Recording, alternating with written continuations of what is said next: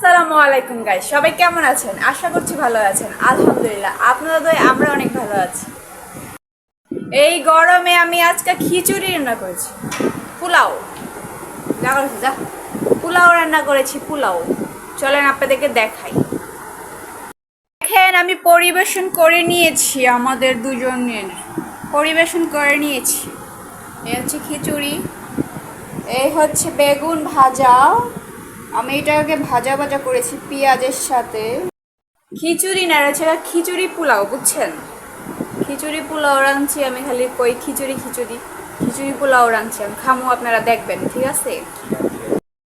গরমের ভিতরে কি রাঁধতে গিয়া কি রাইন্দা লাইছি নিজেও জানি না, বুঝছেন? এর লেগা খিচুড়ি পোলাও হয়ে গেছে গা, তো খামু না, আপনারা দেখবেন।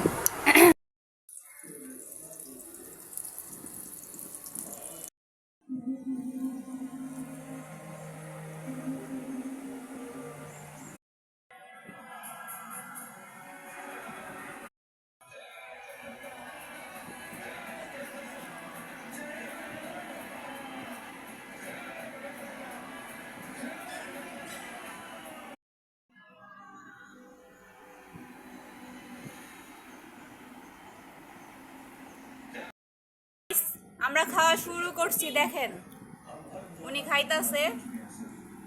তো এই যে আমার পাতে আমিও খাইতাছি বেগুন ভাজা সাথে পেঁয়াজ ভাজা। তো এটা হচ্ছে গিয়ে পোলাও খিচুড়ি, বুঝছেন? শাকটা তো সেই হইছে অস্থির, খামো আর কি কমবো।